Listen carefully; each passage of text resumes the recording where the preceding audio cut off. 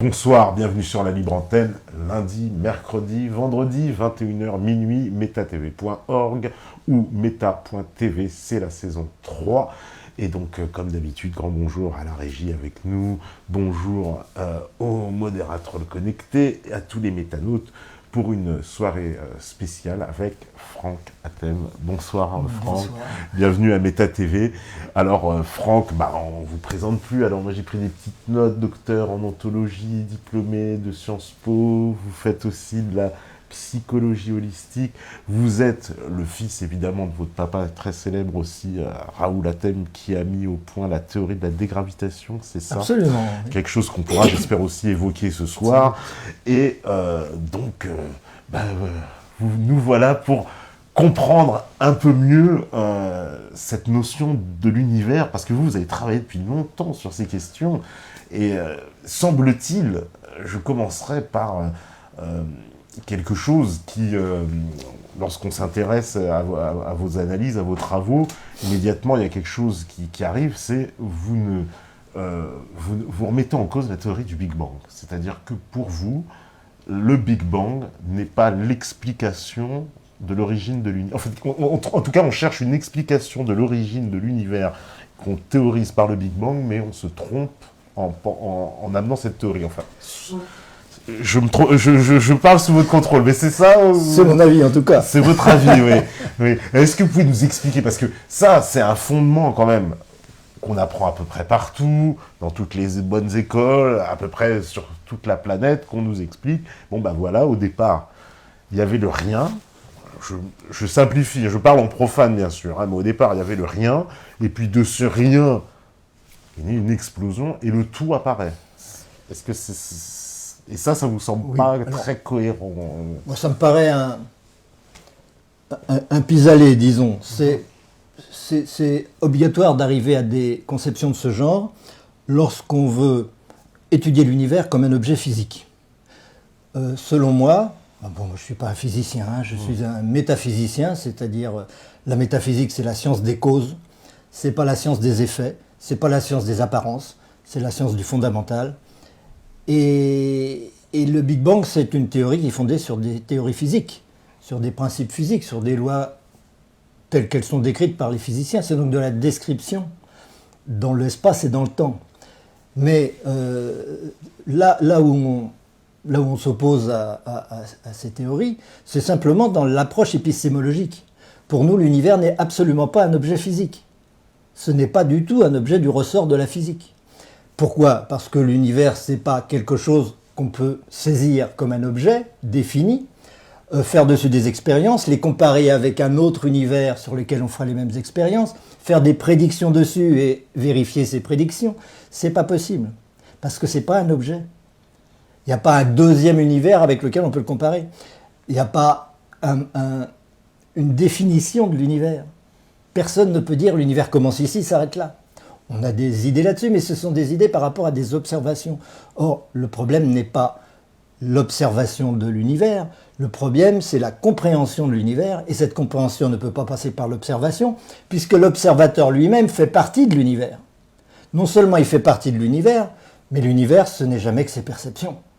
Vous avez un univers, j'ai un univers, tout le monde a un univers. Mais cet univers, ça fait partie de nos perceptions, c'est dans notre conscience, c'est la forme même de notre conscience. Bon, c'est un peu rapide de dire ça comme ça, mais si je perçois la table, comme le reste, comme tout ce qui m'entoure, ce sont des sensations. Bien des philosophes, bien des sages, bien des théologiens l'ont dit depuis la nuit des temps. L'univers, c'est des sensations, ce ne sont que des sensations. Vouloir croire que l'univers a quelque chose d'objectif, est une réalité objective sur laquelle on va pouvoir faire des expériences physiques, pour moi, c'est pas scientifique. Pour moi, c'est pas scientifique. Ce qui est scientifique, c'est quand on a un objet, un autre objet, bon, ok. Là, on est dans le cadre de l'espace-temps. On est dans l'espace-temps. Et on peut donc dire, ça se mesure, je vais vérifier des choses avec, ça se mesure aussi, je vais vérifier des choses avec. Mais avec l'univers, c'est pas du tout la même chose. L'univers n'est pas dans l'espace-temps. C'est l'espace-temps lui-même. Comment est-ce que je vais pouvoir utiliser la même épistémologie, c'est-à-dire les mêmes lois, les mêmes règles de fonctionnement physique, de fonctionnement théorique, avec des objets finis dans l'espace-temps et avec un objet lui-même qui est l'espace-temps lui-même. Ça me paraît pas possible, ça me paraît pas raisonnable. C'est ça qui nous oppose en réalité, parce que le reste, c'est pas grave. Évidemment, il y a des choses extra. Enfin, si je dis que c'est pas physique, c'est parce qu'il y a une autre science qui est la métaphysique justement. La métaphysique qui est la science des causes, qui n'est pas la science des observations. C'est la chose des raisons pour lesquelles on observe des choses. C'est donc la science du processus d'observation lui-même. Autrement dit, de la conscience. La science de la connaissance de soi. Qu'est-ce que c'est que soi et pourquoi j'ai une connaissance d'univers? Pourquoi j'ai une sensation d'univers à chaque instant? Ça, c'est une autre science. Donc l'épistémologie n'a rien à voir. Donc on ne peut pas, a priori, les opposer véritablement. C'est même pas comparable. C'est deux domaines qui sont complètement différents, opposés. Il y en a un qui peut... La métaphysique, c'est donc à partir de la connaissance, la reconnaissance de soi, la connaissance de ce que c'est que la conscience, comprendre pourquoi cette conscience a une forme qui est notre univers. C'est-à-dire que l'univers est la forme de ma conscience à un moment donné. C'est pas du tout quelque chose dont j'ai conscience. Ça, je ne peux pas le dire. C'est anti-scientifique de le dire. C'est anti-scientifique d'affirmer qu'il existe un univers et que cet univers, il existe sans ma conscience. Puisque de toute façon, toutes les preuves que je pourrais en avoir seront des preuves dans ma conscience. Alors il y a eu des tas de philosophes qui ont parlé de ça et ça a tourné au solipsisme, vous avez entendu parler de ça peut-être, mais ça n'a rien à voir avec le solipsisme. Ça a à voir avec l'idéalisme en épistémologie, mais ça n'a rien à voir avec le solipsisme. Que le solipsisme, c'est croire que je suis tout seul, je suis mon ego, et cet ego, c'est mon univers. Bon, ça c'est pas le cas, parce que avoir conscience, c'est pas l'ego. La conscience n'est pas l'ego. L'ego fait aussi partie des objets de la conscience. C'est aussi une chose dont on a conscience et non pas ma personnalité, quelque chose dont j'ai conscience. C'est pas ma conscience elle-même. Il faut distinguer le processus de conscience et l'univers. Mon ego fait partie de l'univers. Franck fait partie de l'univers. Il n'y a pas de problème. Donc, on ne peut pas résoudre le problème de l'univers en observant Franck. On s'en fout de Franck. C'est pas ça le problème. Le problème, c'est pourquoi il y a la conscience et pourquoi cette conscience a l'impression d'être Franck ici, comme elle a l'impression d'être Jules, Jacques, etc. ailleurs. Pourquoi elle a l'impression d'être un brin d'herbe, un chat, etc. C'est toujours la conscience, c'est le processus de conscience qui compte. Et d'ailleurs, la théorie du Big Bang, donc, c'est a priori, en fait, c'est pas vraiment un problème, puisque c'est pas son problème, l'univers.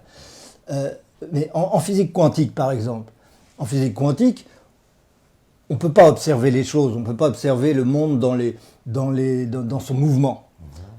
Parce qu'on ne peut pas observer les atomes. La physique quantique, ça s'intéresse avant tout à l'infiniment petit. Un atome, on peut prendre le plus gros microscope qu'on veut, on n'arrivera jamais à en voir un. On n'arrivera jamais à voir un atome. La seule chose qu'on peut faire, c'est interrompre des champs d'énergie pour essayer de les capter et savoir ce que c'est. Donc on va l'interrompre, quand on l'interrompt, on dit tiens, il y a une particule, ou tiens, il y a une onde, tiens, il y a tout ça, mais dans l'instant présent, et donc on ne peut pas l'observer dans son mouvement. Donc la physique quantique, c'est complètement séparé de l'astrophysique et des autres physiques qui sont dans le mouvement. On observe les étoiles, les planètes, tout ça, ça bouge, on peut dire elle est ici à un moment, elle est ailleurs à un autre moment, tout ça, il n'y a pas de problème. On peut observer ça. Même si ce n'est pas explicatif de l'observer, on peut établir des lois, des règles, tout ce qu'on veut sur les mouvements des planètes. Ce n'est pas pour ça qu'on les explique. On donne des noms simplement, en fait. Mais d'ailleurs, le problème de l'explication n'est pas le domaine de la physique. La physique, elle revendique la description du comment et pas du tout du pourquoi. Et la métaphysique, justement, c'est la science du pourquoi. Et c'est ça qui intéresse l'être humain, c'est savoir pourquoi. Savoir comment, bon, bah, ça c'est pratique, ça peut servir à avoir des réalisations technologiques, ça peut servir pour tout un tas de choses. Mais c'est pas ça qui satisfait l'être humain, qui lui cherche toujours, mais qu'est-ce que je fais là? Qui je suis? À quoi je sers? Pourquoi il y a l'univers? Pourquoi je pense? Pourquoi j'évolue? Pourquoi je suis incarné? Pourquoi ça va s'arrêter? Tout ça, c'est des questions importantes de l'être humain, et ça, c'est pas des questions de la physique. Donc, ça, c'est une... La physique quantique, donc je disais, c'est un peu rapproché de la métaphysique, justement parce qu'elle est obligée d'observer dans l'instant présent. Elle est obligée d'interrompre le mouvement, d'interrompre la vie, d'interrompre la matière, pour dire « Ah, on va essayer de voir ce qui se passe ». Alors évidemment, quand on cherche dans l'instant présent, on ne voit rien du tout. Et c'est pour ça d'ailleurs qu'en physique quantique, finalement, on ne sait pas ce que c'est qu'une particule, et il n'y a pas de particules. Les particules, c'est des vues de l'esprit, ça n'a plus de réalité vraiment. Donc, avec cette physique quantique, on s'est un peu rapproché de contraint et forcé, hein, parce qu'à l'origine, on veut quand même que la matière existe. On veut quand même que l'univers soit une réalité, on veut quand même comprendre l'univers. Mais c'est pas ce qui se passe. Parce que quand on arrive au bout du compte dans les accélérateurs, etc., à avoir des traces, etc., et des calculs sur des ordinateurs, bon, ben, finalement, on n'est pas plus avancé. On ne sait pas toujours ce que c'est qu'une particule, ce que c'est que tout ça. Et, encore une fois, qu'on prenne une approche en observant les étoiles ou en essayant d'observer l'atome, le problème est le même. L'univers n'est pas un problème de physique, et tant qu'on l'observera, tant qu'on tentera de l'observer et d'essayer d'en tirer des conclusions en le regardant, en l'observant, on n'aboutira pas. On le décrira. On peut décrire des choses très savantes, très intéressantes, très passionnantes, mais on ne fait que le décrire. Pour comprendre le pourquoi, c'est pas comme ça qu'on fait. Alors, on aura l'occasion d'en parler. Justement, oui, c'est une question, c'est une bonne introduction, parce que ce pourquoi de l'univers, ça voudrait dire quoi? Qu'on est dans un... Parce que je sais que vous expliquez qu'on est dans un infini, et à la fois à la fois quelque chose de nul. C'est-à-dire qu'on est dans l'instant zéro, et à la fois dans l'infini, disons, déjà, c'est intéressant l'approche qui consiste à se dire, si je veux comprendre quelque chose, c'est dans le présent que je vais le comprendre. Ça ne sert à rien d'aller chercher dans le passé. Puisque dans le passé, il n'y a rien, il n'y a pas de passé. Vous avez un passé? Tout ce que je sais, c'est que là, on est assis sur un canapé, super, on a des souvenirs. Vous avez des souvenirs, ces souvenirs sont présents. Ouais. Ces souvenirs ne sont pas du tout du passé. Les souvenirs ne prouvent pas du tout du passé. Si on veut être scientifique, il faut s'en tenir au certain. En physique, on peut faire des hypothèses, justement parce qu'on est des objets, on peut vérifier des choses. Mais en métaphysique, on ne peut pas faire d'hypothèses, parce qu'on ne pourra jamais les vérifier. Donc il faut s'en tenir à la certitude. Et c'est comme ça qu'on construit une science métaphysique, à mon sens, beaucoup plus scientifique qu'aucune autre science, parce qu'elle s'en tient à la certitude et elle s'interdit toute hypothèse. Donc qu'est-ce qui est certain? L'instant présent. Je ne vais pas dire qu'il y a du passé, je ne vais pas introduire l'hypothèse qu'il y aurait du passé. Qu'est-ce qui est certain? La sensation d'un univers. Je ne vais pas introduire l'hypothèse qu'il existe un univers. Ce ne serait pas scientifique, puisque rien ne pourra jamais me le prouver. Je ne pourrai jamais vérifier qu'il y a effectivement un univers. Tout ce que je pourrais vérifier, ce sera des sensations. Donc ça ne prouvera qu'une chose, c'est la conscience. Est-ce que je peux nier la conscience? Non, je ne peux pas nier la conscience. Descartes, un des pères de la métaphysique, il le disait bien d'ailleurs, c'est pas le seul, il y en a plein d'autres qui l'ont dit avant lui, évidemment dans l'Antiquité. Il dit, je pense, ça prouve bien que je suis, et ce je suis, je ne peux pas le contester. Personne ne peut le contester, c'est une certitude. Alors, si on s'en tient à des certitudes, on va pouvoir avancer de certitude en certitude et arriver à des conclusions. Si on ne s'en tient pas à des certitudes et qu'on commence à mettre des hypothèses, Dieu, l'espace-temps, ce que vous voulez, la gravitation, etc., c'est fini. On ne pourra plus jamais rien savoir parce qu'on ne pourra plus jamais vérifier quoi que ce soit et on ne sera pas avancé. Et dans 100 ans, on en sera toujours au même point, à étudier, observer. Tiens, on a trouvé une nouvelle loi. Tiens, on a découvert une nouvelle particule. Tiens, on a découvert... etc. Mais on ne saura toujours pas ni pourquoi ni quoi que ce soit de fondamental là-dessus. Donc, s'en tenir aux certitudes, c'est... l'instant présent. L'instant présent de quoi? De la conscience. La conscience est présente, ok. Dans l'instant présent, qu'est-ce que j'ai? Une sensation d'univers. Ça suffit, je n'ai pas besoin d'aller plus loin. Je n'ai pas besoin de faire en plus l'hypothèse que l'univers existe. La sensation suffit. Et en physique quantique, on s'en rend compte d'ailleurs, puisque aujourd'hui, on considère que pour qu'une particule ait une réalité, il faut qu'il y ait un acte d'observation. Tant que ce n'est pas observé, il n'y a pas. Il n'y a pas.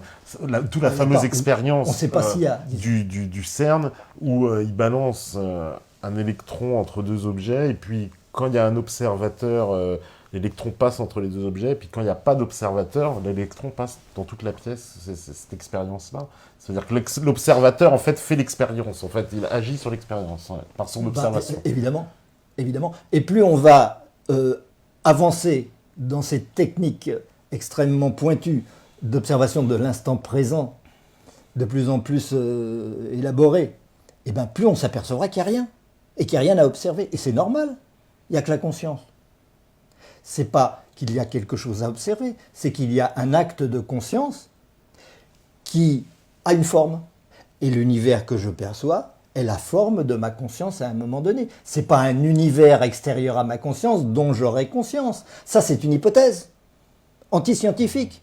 Ce qui est scientifique, c'est dire, il y a la conscience, ok, j'y peux rien, c'est maintenant, et maintenant ça a une couleur, une forme, etc. C'est ça, c'est vous. Nous sommes, tout ça, c'est la forme de la conscience. Et donc c'est ma conscience qui projette donc tout ça. Comment c'est pas qu'elle projette. Elle ne peut pas faire autrement que ce serait pas une conscience sans justement un univers qui est la conscience elle-même. C'est-à-dire que l'univers n'est pas un objet de la conscience, c'est la conscience elle-même. C'est-à-dire que tout l'univers, c'est de l'esprit. Tout l'univers, c'est ma conscience. Il n'y a pas de conscience en dehors de cet univers. Et même les autres univers, quand je dors, quand je rêve, peu importe, mon inconscient, tout ça, c'est toujours dans ma conscience. C'est pas autre chose, c'est pas ailleurs que dans ma conscience. Et l'univers, c'est dans ma conscience. Et si on n'est pas sûr de ça, je vais un peu vite en besogne, évidemment. Et les auditeurs, ils vont peut-être se dire où est-ce qu'on m'embarque là. Mais il y a une question essentielle que je pose souvent, d'ailleurs que je pose très, très tôt dans ce livre que je vous ai apporté. La question, c'est la suivante. Et c'est une question très rationnelle, hyper rationnelle.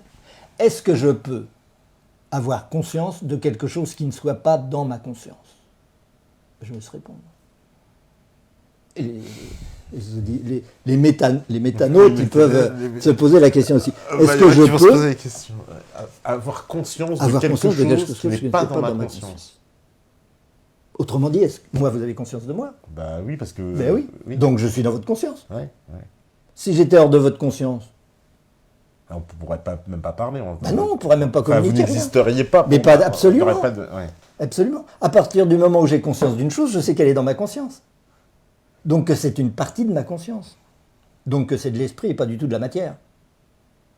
C'est une certitude immédiate. Il suffit de se poser la question. Il n'y a pas besoin de dépenser des milliards en accélérateurs de particules pour le savoir. C'est clair. Si j'ai conscience d'une chose, c'est qu'elle est dans ma conscience. Sinon, si elle n'était pas, supposons, il faudrait que vous puissiez me dire où s'arrête votre esprit et où moi je commence. Où s'arrête votre conscience, où moi je commence, si je suis extérieur à la conscience. J'attends. Par définition, si c'est dans ma conscience, il n'y a rien qui peut être extérieur à ma conscience. En fait, bien sûr. Alors, les gens qui n'aiment pas ça, parce que en général, on n'aime pas cette façon de voir, parce que tout le monde est attaché à la matière, tout le monde est attaché à l'existence, tout le monde est attaché à ne pas être seul, à ne pas avoir... à ce que l'univers l'influence, à ce que l'univers ait une existence réelle. On ne veut pas se dire tout est illusion comme ça. On flippe quand on se dit tout est illusion. Mais c'est pas grave. L'illusion, c'est simplement le fait que tout est dans l'esprit. Tout est l'esprit. Mais c'est merveilleux l'illusion, parce que ça veut dire qu'on peut communiquer. Parce qu'on est dans la même conscience. Parce que le problème du solipsisme, c'est que chacun serait une conscience qui est faux. Il n'y a pas une conscience par personne. C'est la même conscience qui en moi pense et aime, et la même conscience qui en vous pense et aime. Et c'est celle qui nous permet, et c'est cette unicité de la conscience qui nous permet de communiquer, et qui permet d'avoir les mêmes sentiments, les mêmes ressentis, les mêmes souffrances, et même tout ce que vous voulez, et que les mots que je dis ont un sens pour vous. Même s'ils sont compliqués. Donc il y aura une conscience commune, quoi. C'est mais ça, il n'y a qu'une seule conscience. Une seule conscience, en fait. Mais oui, mais comment croire, comment faire l'hypothèse, si on est rationnel et scientifique, comment peut-on faire l'hypothèse qu'il y aurait plusieurs consciences? Qui a pu jamais exhiber une deuxième conscience? Il y a une conscience, c'est la conscience. Je suis, donc je suis la conscience. Pour reprendre un petit exemple, pour bien comprendre. Par exemple, la conquête de l'Amérique. Voilà, des Européens, des Amérindiens qui ne se connaissent pas, donc n'ont pas conscience l'un de l'autre, c'est ça? On peut dire ça, on peut estimer qu'ils sont hors de leur conscience. Absolument. L'un ne sait pas que l'autre existe, et l'autre ne sait pas qu'il existe non plus. Et c'est à partir du moment où ils se rencontrent qu'on va dire qu'ils sont... C'est pas ça. C'est pas qu'ils sont en dehors de la conscience. Ils sont en dehors de leur conscient. Parce que la conscience, c'est une bonne partie qui est totalement inconsciente. Parce que la conscience, et tout le problème est là. Parce que cette approche-là, c'est pas pour s'amuser, c'est pas pour rigoler, c'est pas pour faire des jolies choses qu'on a cette approche. C'est pour expliquer les choses. Et on peut expliquer les choses comme ça. Alors que si on fait l'hypothèse de plusieurs consciences ou de l'hypothèse de la matière et de l'univers, c'est fini, on ne peut plus rien expliquer. Alors, il ne s'agit pas de dire il y aurait... les choses apparaissent et naissent et sont là parce que j'en ai conscience, Franck en a conscience. Mais la conscience qui, pour l'instant, qui ici et maintenant s'identifie à Franck, c'est la même conscience qui, ici et maintenant, s'identifie à Patrick. C'est la même conscience, mais le problème, c'est pas une question, le problème, c'est le sujet important, la chose la plus importante, c'est que la conscience est une limitation. Et s'il n'y a pas de limitation, il n'y a pas de conscience. Et pourquoi y a-t-il une limitation? C'est parce que l'infini n'est pas possible. Et ça, c'est vraiment fondamental. Mais ça, on l'explique à l'université de métaphysique, l'université francophone de métaphysique qu'on a fondée, et où tout cela est expliqué largement, dans tous les détails, etc. Et on prend le temps pour ça, et on vérifie, et on pose des questions, et les gens répondent, et ils méditent, etc. Donc ça va très très loin. Mais ce genre de questions, c'est justement les questions que les gens se posent quand ils approchent ce genre de choses. C'est pas qu'il n'y a pas une conscience infinie. Il n'y a pas du tout une conscience infinie. Cela n'existe pas. Ce qui existe, c'est le processus de conscience qui est justement la nécessité d'aller vers l'infini. Et c'est le fait que l'infini n'existe pas. Il n'y a pas d'infini. Il y a une nécessité d'infini. Il y a une tendance à l'infini.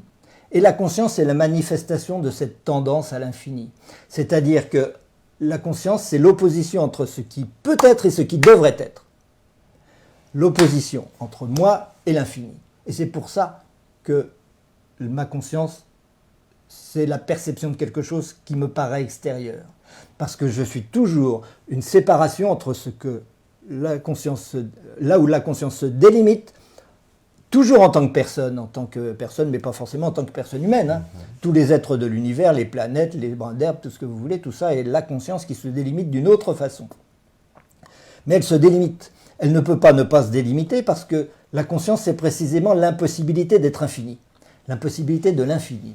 Et donc, comme l'infini n'est pas possible, alors tous les finis deviennent possibles. Tous les finis deviennent nécessaires au même titre que l'infini, de façon que l'infini soit, de façon à construire l'infini progressivement. Et c'est pour ça qu'il y a le temps, et c'est pour ça qu'il y a l'évolution, et c'est pour ça qu'on est tous à la recherche de l'infini d'ailleurs. C'est la nature de la conscience que d'être la recherche de l'infini, mais de ne pas pouvoir l'être. Et c'est le conflit entre ce qu'elle peut être et ce qu'elle n'est pas. Et à tous les niveaux d'évolution existent, tous les niveaux de relation, donc entre le zéro et l'infini, vous m'ameniez là-dessus, entre le zéro et l'infini, il y a tous les niveaux de relations possibles, qui sont des niveaux d'amour, qui sont des niveaux de conscience, on les appelle comme on veut, mais qui sont tous des univers différents. Ce qui signifie qu'il y a une seule conscience, mais cette conscience, comme elle ne peut pas être infinie, elle est finie de toutes les façons possibles. Et là, on rejoint aussi la physique quantique, puisque la physique quantique se dit l'univers est discontinu et l'univers est fractal. Ça veut dire quoi? Ça veut dire que il y a toujours une impression que tout est découpé. Il y a des planètes séparées les unes des autres, des particules séparées les unes des autres, etc. Tout ça, c'est la manifestation du fait qu'il ne peut pas y avoir un tout infini. C'est-à-dire un tout infini effectif. C'est-à-dire que si l'infinité serait une sphère, vous comprenez bien, mais une sphère infinie, ça ne veut rien dire. C'est pas possible une sphère infinie. C'est une nécessité, et ça reste une nécessité, et ce n'est qu'une nécessité. Et c'est ça qui est important, parce que c'est la nécessité qui fait l'énergie. Toute l'énergie de l'univers est la manifestation de la nécessité de l'infini, et rien d'autre. Et comme l'infini est une nécessité, mais qu'il est en même temps une impossibilité, on a affaire à une dualité. Et c'est cette dualité qu'on va retrouver dans toutes les traditions ésotériques et toutes les traditions scientifiques et tout ce que vous voulez dans l'histoire de l'humanité et ailleurs. Eh bien, c'est cette dualité qui est à l'origine de l'énergie. Et une fois qu'on a compris cette dualité, on a compris l'énergie. Une fois qu'on a compris l'énergie et sa discontinuité, on a compris l'atome, on a tout compris. On ne peut pas avoir une sphère infinie, donc on a plein de petites sphères séparées les unes des autres, mais de façon fractale. C'est-à-dire que lorsque vous avez une planète ici, une planète là, en réalité, elles ne sont pas séparées. Entre les deux, il y a une infinité d'autres états de conscience avec des sphères plus grandes qu'elles ne perçoivent pas. Mais ces sphères plus grandes, elles se perçoivent elles, mais elles ne perçoivent pas celles qu'elles contiennent. Un peu la même chose que nous prenons pour des êtres humains, mais nous ne percevons pas les cellules qui nous composent. Et les cellules qui nous composent, mais elles nous ignorent. Elles ne savent pas qu'on est là. Elles font leur boulot de cellules, les unes par rapport aux autres. Et nous, ensemble, on fait notre boulot d'être humain. Ensemble, on communique, on fait le travail. Mais on ne sait pas quel être on est en train de constituer ensemble. On n'en sait rien. On ne veut pas le savoir d'ailleurs. Et on ne peut pas le savoir. C'est pour ça que c'est fractal. C'est-à-dire que tout contient tout. Chaque fois que j'ai une particule, elle contient une infinité de particules. Chaque fois que j'ai une planète, elle contient une infinité de particules. Et une particule contient une infinité de particules. Il y a un cosmos à l'intérieur de chaque planète. Parce que si et ainsi de suite, c'est infini. C'est-à-dire que j'aille vers l'infiniment grand, l'infiniment petit, je tombe à chaque fois sur ce même schéma justement de l'infini. Ouais. Sur l'atome, on peut, puisque voilà, vous expliquez, on ne peut pas observer un atome, encore moins, alors j'imagine quoi, un électron qui tourne encore, ça c'est impossible. Oui, impossible. Tout à fait. C'est impossible. Et si on veut les observer, on n'a qu'à regarder le ciel. Dans le ciel, on voit les atomes. Et puis c'est réglé. On les observe, on comprend, si on veut, on peut les comprendre, mais ce sera les mêmes. Ce sera la même chose, c'est le même mode de fonctionnement. Pour la physique, c'est pas le même, évidemment, puisque les modes d'observation sont différents.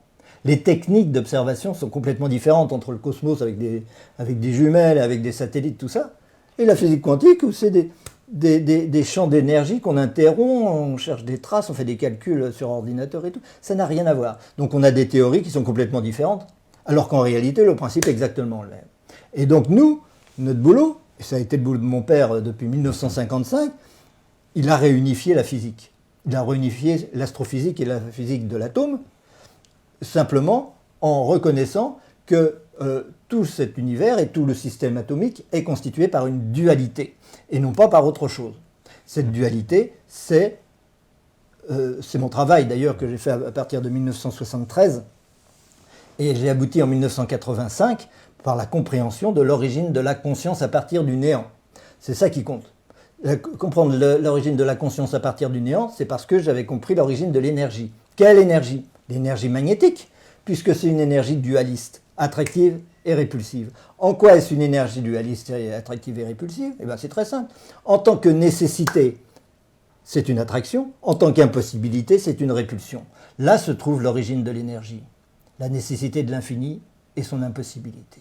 Et une fois qu'on a compris ça, on a compris pourquoi toute particule atomique est un aimant complet avec deux pôles magnétiques, comme la Terre est un aimant avec deux pôles magnétiques, le Soleil un aimant avec deux pôles magnétiques, et pas du tout une particule positive ici, une particule négative là. Ça, c'est des théories actuelles, mais elles passeront, et dans 50 ans, 100 ans, on n'en parlera plus. On aura complètement oublié ces conceptions-là qui sont absurdes, simplement.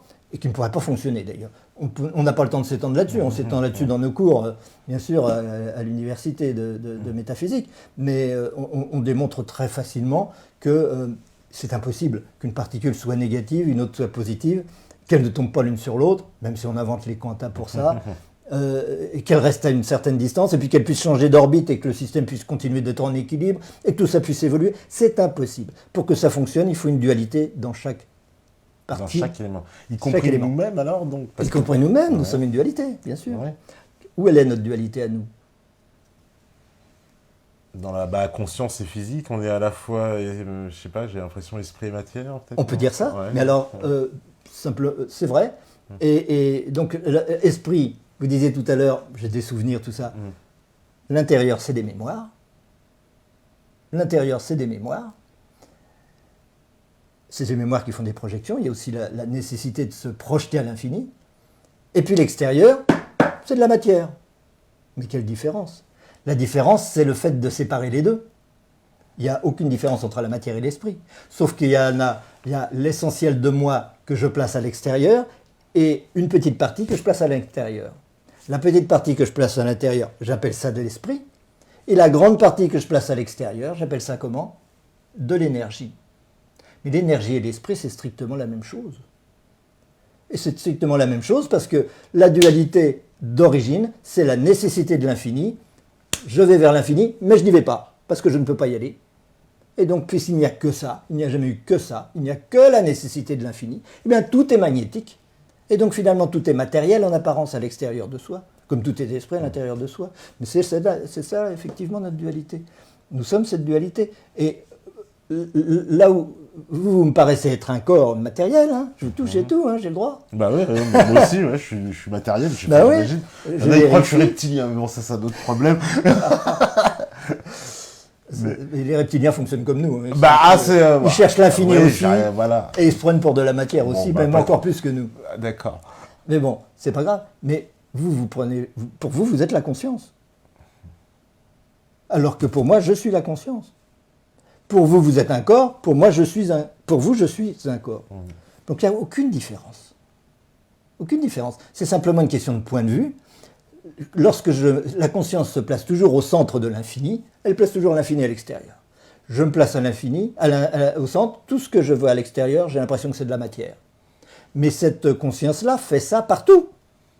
Elle ne peut pas faire ça en un seul point, parce que si elle faisait ça en un seul point, ça voudrait dire encore une fois que l'infini est possible et que c'est une sphère infinie, ce qui est impossible, donc ça se fait en chaque point. Et c'est pour ça que l'univers est fractal. Alors il y a une façon très simple de revenir à ça, de comprendre mieux ça, parce que ce que je dis là est certainement incompréhensible pour beaucoup de personnes. Non, mais ils suivent. J'espère. J'espère. On va voir tout à l'heure dans les questions si ça peut on quelque verra, chose, on ce verra sera bien. après. On va pouvoir Il y a déjà vérifier. plein de questions, c'était sûr. On pourra vérifier des hypothèses. Oui, alors il y a une façon très simple de revenir à ça. Je vous pose une autre question, très simple, très rationnelle. Est-ce qu'il existe un nombre infini? Alors, est-ce qu'il existe un nombre infini? Je devrais dire... je devrais dire oui, parce que... en fait, mais il n'existe Parce pas. qu'il Quoi. devrait y En fait, avoir il un existe, mais il n'existe pas. Enfin, ça... Il devrait exister, mais il ne peut pas exister. Il devrait exister, mais il ne peut pas exister. C'est exactement l'infini. L'infini devrait être, il ne peut pas être. Eh bien, le nombre infini, évidemment, il y a une infinité de nombres. Il ne peut pas ne pas y avoir une infinité de nombres. Et pourtant, il n'y aura jamais une infinité de nombres. On ne s'arrêtera jamais en disant « Ah, ça y est, on a atteint l'infinité des nombres ». On pourra toujours en rajouter. Donc l'infini est bien une nécessité et non pas une réalité. Et donc... C'est pour ça qu'on dit que les mathématiques, c'est le langage de l'univers? Non, là j'utilise un langage mental pour essayer d'illustrer quelque chose qui n'est pas mental et donc qui est très difficile à communiquer. C'est très difficile de parler de métaphysique en réalité. Donc, cette histoire-là, qu'il y a forcément une infinité de nombres, mais il ne peut pas y avoir de nombre infini, c'est exactement ce que je vous disais, c'est l'attraction et la répulsion. L'attraction, je vais vers l'infini, la répulsion, je ne peux pas y être. Donc l'énergie magnétique. Donc, à cause de ça, chaque nombre est en fait une énergie. Très important. Un nombre, c'est une énergie. C'est une énergie dualiste, comme toute énergie. Alors, ce qui est important de comprendre, c'est qu'à partir du moment où l'infini est une nécessité, alors tous les nombres deviennent nécessaires à leur tour pour que l'infini soit. Mais c'est un leurre et ils n'y arriveront jamais. Mais c'est évident que pour que l'infini soit, il faut qu'il y ait tous les nombres. Il faut qu'il y ait le 24, le 25, le 26. Si vous enlevez le 24, vous allez passer du 23 au 25 et ce sera quand même l'infini? Non, vous êtes obligé d'avoir le 24 aussi. Et donc tous les nombres sont absolument indispensables. Mais pas seulement le 23 et le 24. Entre le 23 et le 24, vous avez une infinité potentielle de nombres aussi. 23,1, 23,2, 23,11, 23,119. Et là aussi, ils sont infinis, parce que je peux Et à être l'infini. à 22,99999999999. Voilà. Donc vous avez tout à fait compris pourquoi l'univers est fractal. C'est ça que ça veut dire, l'univers est fractal. C'est-à-dire que vous prenez une particule atomique, dedans vous avez une infinité d'univers possibles. Une infinité de particules possibles. Vous en prenez une de ces particules, vous allez encore trouver une infinité d'univers possibles. Il n'y a pas de limite à ça. Tous les nombres sont nécessaires. Ils sont tous nécessaires. Et en même temps, est-ce que vous pourriez avoir 23, 24, 24, 25 ? Ce ne serait pas non plus l'infini. Ça ne veut rien dire. Vous avez forcément un seul de chaque. Ça ne voudrait rien dire qu'il y ait deux fois le même nombre dans l'infini. Ça n'a pas de sens. Ça veut dire quoi ? Ça veut dire que tous les états de conscience sont nécessaires, mais il ne peut y en avoir qu'un à la fois de chaque. Donc nous sommes tous différents, mais tous indispensables. Chacun là où il est, quelle que soit sa nature, je vais dire quelle que soit sa couleur, quelle que soit sa forme, quelle que soit sa taille, etc., quel que soit son niveau d'évolution, que je sois un caillou, que je sois un baobab, que je sois un chat, que je sois un dinosaure, que je sois une planète, une étoile, une galaxie, n'importe, chacun de ces niveaux de conscience est absolument indispensable pour constituer l'infini. Et chacun, là où il est, contient potentiellement tout l'infini d'ailleurs. Chacun est indispensable et chacun est unique. Il n'y en aura pas de pareil. Vous n'aurez pas deux brins d'herbe pareils. Même s'il y a une infinité potentielle de brins d'herbe, vous n'aurez jamais de brins d'herbe strictement identiques, c'est impossible. Donc c'est très important parce que c'est ce genre de constat, de compréhension. On est resté dans des certitudes. Hein. On n'a pas fait une seule hypothèse depuis tout à l'heure. On est resté dans ces certitudes. Et en suivant, en tirant le fil d'Ariane de cette certitude, de la nécessité de l'infini et de la présence de l'être, eh bien, je débouche déjà sur des principes moraux, psychologiques, spirituels. Tout de suite. Vous vous rendez compte ? Ça veut dire que dès l'instant que vous commencez à faire de la métaphysique correctement, avec une épistémologie juste, eh bien tout de suite, non seulement vous comprenez l'univers, on l'a déjà compris en fait, parce qu'on a déjà compris l'origine de l'énergie. Après, le reste va suivre. C'est très facile de comprendre pourquoi les particules s'agglutinent pour faire des particules séparées les unes des autres. Et une fois séparées les unes des autres, elles vont se mettre à tourner sur elles-mêmes et à s'accélérer et à se stabiliser, à former de la matière solide. Et elle ne peut pas faire autrement parce que si la matière n'était pas ressentie comme solide et n'était pas ressentie comme une limite, eh bien il n'y aurait pas de limite. Et donc l'infini serait possible. Mais l'infini n'est pas possible. Donc il y a des limites. Donc il y a toutes les limites. Et donc toutes les formes de matière possibles. Toutes les sensations de matière possibles. Ce qui veut dire que chacun est un univers à lui entier, tout entier, un univers à lui tout seul, et que cet univers, il est limité. Il est limité, mais ça veut dire qu'on serait donc chacun dans un univers, mais dans une même conscience. On appartiendra à la même conscience. C'est une seule conscience. À plein d'univers pour une seule conscience. Tous ces univers sont dans la même conscience. Donc on est exactement à l'inverse de ce qu'on croit d'habitude. D'habitude, d'ailleurs, c'est marqué sur la couverture de ce livre. Nous ne sommes pas, comme on croit, plusieurs consciences ayant conscience d'un univers réel, objectif, mais une infinité de consciences. Une infinité de... Alors, le contraire. Je vais dire la phrase. Nous ne sommes pas plusieurs êtres ayant conscience d'un univers unique, mais un seul être ayant conscience d'une multitude d'univers personnels. Voilà. Chacun d'entre nous est la même conscience qui vient d'un univers différent. Et là, vous comprenez maintenant pourquoi les conquistadors ne savaient pas que l'Amérique existait, alors que les Indiens d'Amérique le savaient très bien. Évidemment. Parce que la conscience est limitée, elle est forcément limitée, puisqu'elle ne peut pas être infinie. Donc elle se limite à un univers personnel. Et tous les univers personnels existent. Donc l'univers du conquistador existe, l'univers des Indiens d'Amérique existe, l'univers des brins d'herbe existe. Et pour un brin d'herbe, nous n'existons pas. Et le jour où on leur marche dessus, tiens, qu'est-ce qui se passe ? Mais avant, ils ne savent pas du tout qu'on existe. C'est comme ça. C'est absolument inévitable. Ça veut dire que le principe, c'est quoi alors ces univers ? Ils se rencontrent, ils s'entrechoquent, comment ça s'aligne tout ça C'est une excellente question. Excellente question. Et la réponse est très simple. Entre le zéro et l'infini, entre le fait d'être conscient, c'est-à-dire de s'opposer complètement à l'infini et d'être nul au centre. C'est ça la conscience. Le principe de conscience qui nous est commun à tous, c'est l'opposition du zéro à l'infini. Et cette opposition du zéro à l'infini, c'est l'opposition de la nullité du néant à son infinité en réalité. Mais je ne vais pas rentrer dans ces détails extrêmement abstraits, ça nous emmènerait encore trop loin.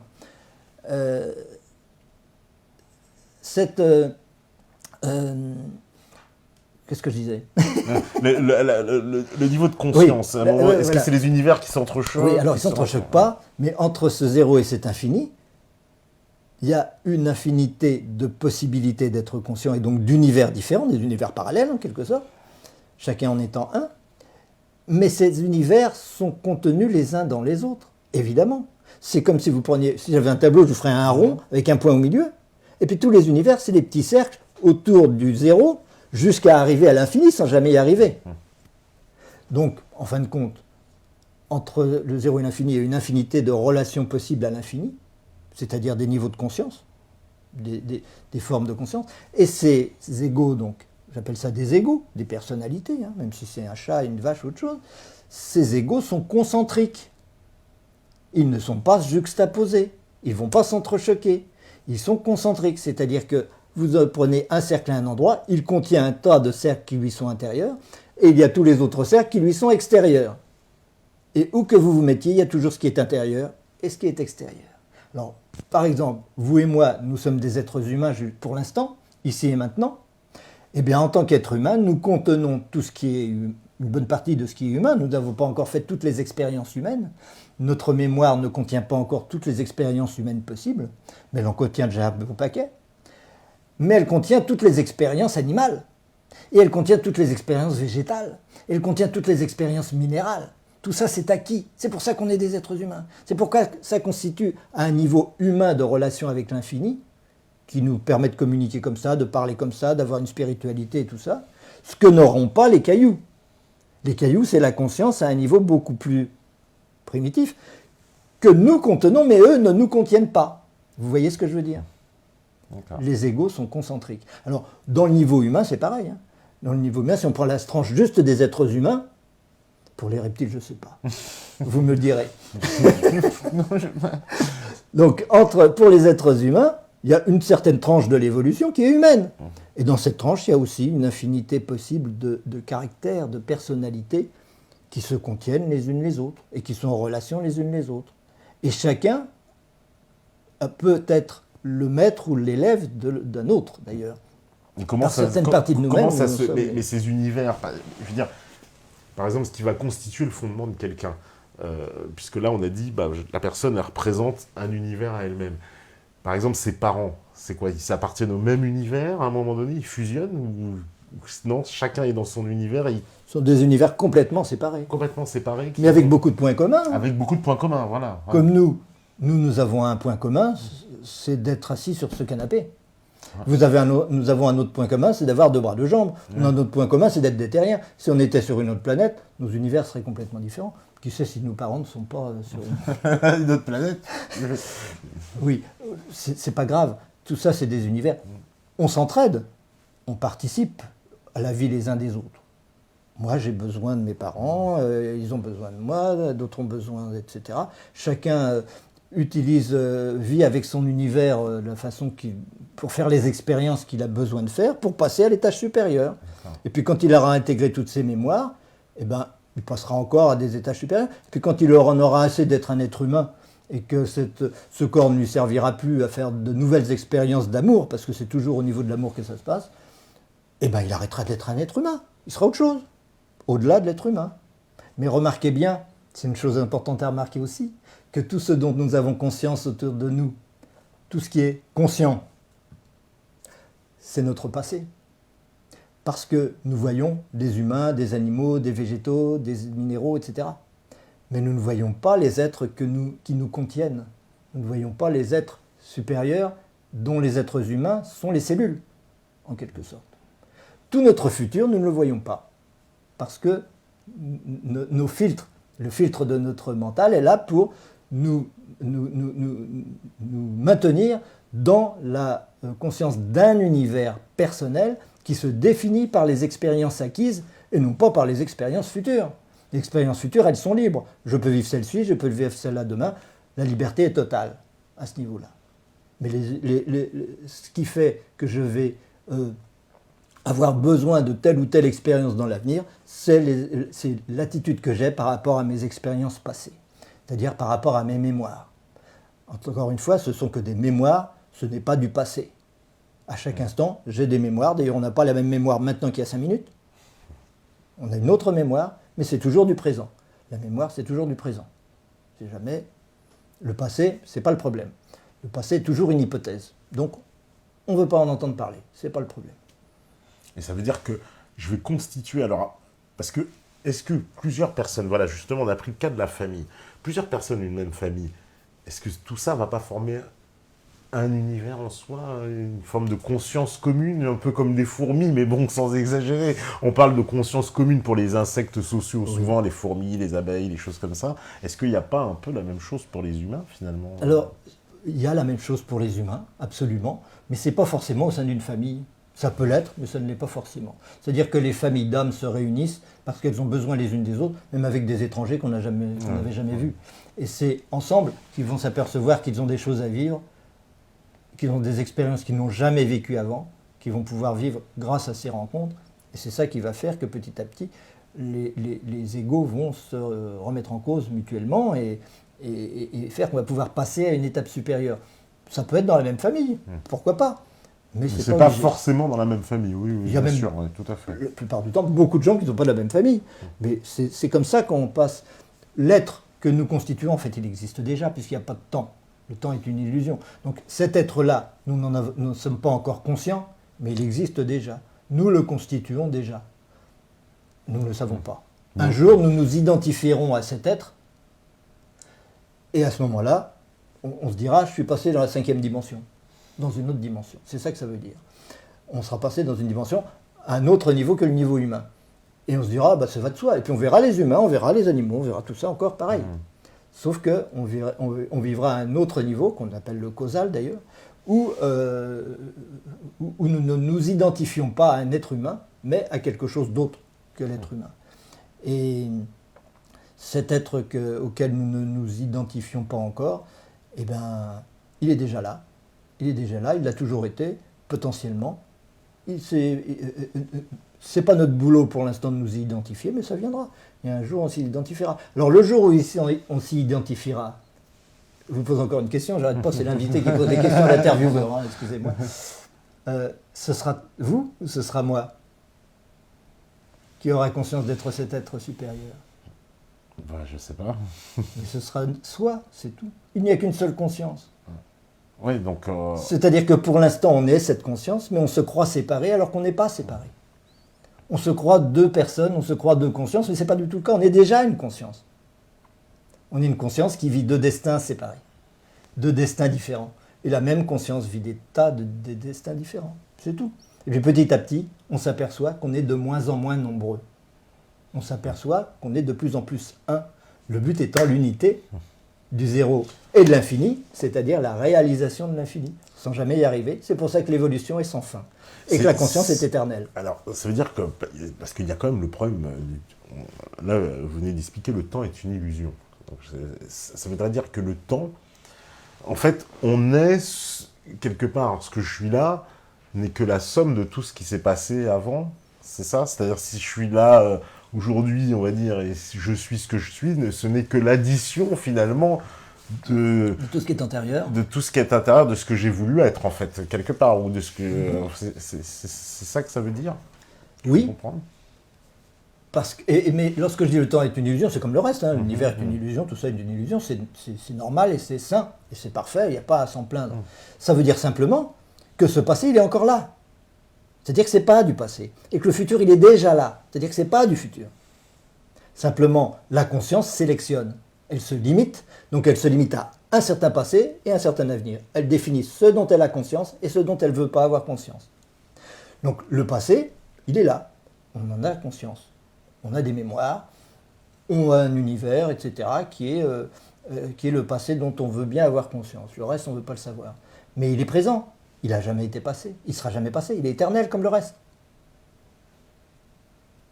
Ce qui est l'illusion, c'est le fait de croire qu'il y a un passé effectif, que...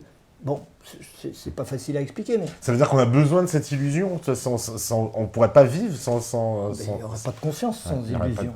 La conscience est un processus d'illusion. La conscience consiste à créer de l'illusion tout le temps, et à changer tout le temps cette illusion. Ce qui veut bien dire d'ailleurs qu'il n'y a pas d'univers. À chaque instant, tout change tout le temps. Donc, quand on dit l'univers, ça veut dire quoi? L'univers. Lequel? Quel univers? Puisque dans le présent, mais le présent a changé. C'est plus du même univers maintenant qu'il y a 5 minutes. Quel univers on parle? De quoi on parle quand on parle de l'univers? On ne parle de rien du tout. C'est l'illusion dont la conscience a absolument besoin pour aller vers l'infini sans jamais y être.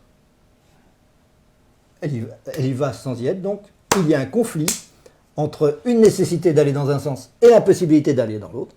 Et bien là où se rencontrent ces deux volontés contraires, ces deux nécessités contraires, il y a la conscience, et la conscience sous forme particulière, c'est-à-dire discontinue, et c'est-à-dire solide, puisque ce sont deux volontés qui s'opposent, c'est une volonté solide, c'est la matière. Et c'est ça, d'accord, c'est la matière. Et donc tout notre univers nous paraît solide comme ça, une prison matérielle. Mais par exemple, ça veut dire que quoi, on pourrait s'extraire de cet état-là On voudrait tout le temps s'extraire de cet état-là. On passe notre temps à essayer de se libérer de ça. Alors, ça veut dire quoi, les grands, on parle souvent en Inde ou dans les temples en Chine, les gens qui sortent de leur esprit, qui transcendent, ça veut dire quoi, ils ont un état de conscience tellement supérieur d'eux-mêmes qu'ils en arrivent justement à devenir les maîtres de leur univers, entre guillemets. C'est comme ça qu'il faut l'interpréter. Ils sont dans le fait d'avoir une bonne connaissance de soi. Le fait d'avoir une très bonne connaissance de soi signifie qu'on n'a pas peur. Vous voyez ce que je veux dire? Ce qui fait le plus peur, c'est se connaître soi-même. C'est pas de plonger, de sauter, de faire ce que vous voulez. La plus grande peur, c'est se connaître soi-même. Un maître qui est capable de se connaître soi-même, il n'a plus peur. S'il n'a plus peur, il va moins freiner par rapport à son devenir. Et donc, il est capable de circuler dans le passé comme dans l'avenir, beaucoup mieux que quelqu'un qui est crispé sur son ego et se dire « moi, je suis ça, je ne veux surtout pas que ça bouge. Je ne veux pas que ça change. J'ai peur de l'inconnu. J'ai peur de l'infini. Je ne veux pas y aller. » Il s'identifie complètement à son ego. Alors que s'il s'identifie au contraire à l'évolution elle-même, à dire « mais moi, je ne suis pas Franck. Je ne suis absolument pas Franck. Je suis l'évolution qui, pour l'instant, ici et maintenant, vit en tant que Franck, mais ailleurs, il vit en tant que Patrick ou en tant qu'autre chose. » C'est le même. Et puis Franck, il n'y aura pas toujours Franck, un jour il n'y aura plus Franck, il y aura autre chose. Et c'est pas grave. Ce qui est important, c'est la relation, ce que je fais avec ce corps, la mission que je remplis avec ce corps, ce que je veux bien utiliser de ce corps. Et au sens où le fait de réaliser sa mission veut dire qu'on l'use, ce corps. Ça veut dire qu'on va l'éliminer petit à petit. Et si on veut toujours tout garder, alors là, on ne remplit pas sa mission. Et un maître qui n'a pas peur, non, bon, il va vivre son destin avec joie et aller de l'avant et aller vers l'infini en essayant de se familiariser avec cet infini tout de suite, maintenant, sans attendre et sans freiner des cas de fer. Et pour cela, ce sera beaucoup plus facile pour lui de circuler et dans le passé, c'est-à-dire de s'identifier à un arbre, de s'identifier à un caillou, n'importe, comme un chaman, ou au contraire de se projeter dans un futur, dans une autre dimension à laquelle normalement il ne devrait pas avoir encore accès. Mais le fait de s'y projeter et d'aller circuler comme ça dans la totalité de soi-même, ou même dans d'autres lieux, puisqu'il y en a qui circulent dans les autres planètes, hein, vous connaissez ça, mais même sans fusée, hein, je dis physiquement, et qui y sont réellement, eh bien, le fait de pouvoir circuler comme ça ne veut pas dire qu'on est capable d'y rester. Ce n'est pas le moment d'y rester. On ne peut pas brûler les étapes. Pour passer du 24 au 25, il faut passer par toutes les étapes. Pour passer du 24 au 30, il faut passer par le 25, le 26, le 27, le 28. On ne va pas passer du 24 au 30 simplement parce qu'on aura médité. Pas du tout. Mais on sera passé du 27 au 24 beaucoup plus vite et beaucoup plus facilement, avec beaucoup moins de souffrance et beaucoup plus de joie que si on freine, on dit « je suis le 24, je ne veux pas rester le 24, je ne veux surtout pas être le 25, et le 24, je vais le tuer parce qu'il me menace, parce qu'il me remet en cause. » Vous comprenez la différence? C'est ça l'important. La métaphysique, c'est là pour nous apprendre à vivre et à relationner avec les autres. Et être en bonne relation avec la planète, avec les autres êtres humains, avec les autres règnes de la nature, etc. Au lieu d'être crispé sur l'idée qu'on se fait de soi-même, en se disant « le reste, je ne le comprends pas, donc je m'en méfie, j'en ai peur ». Eh ben, c'est très intéressant. Ça me permet de faire la transition parce qu'il y a la pause, voilà. Et donc, restez connectés sur MetaTV, c'est l'heure du thé et on se rejoint juste après avec Franck Hatem. Voilà. Je fais des rimes et tout, c'est mon côté Baudelaire.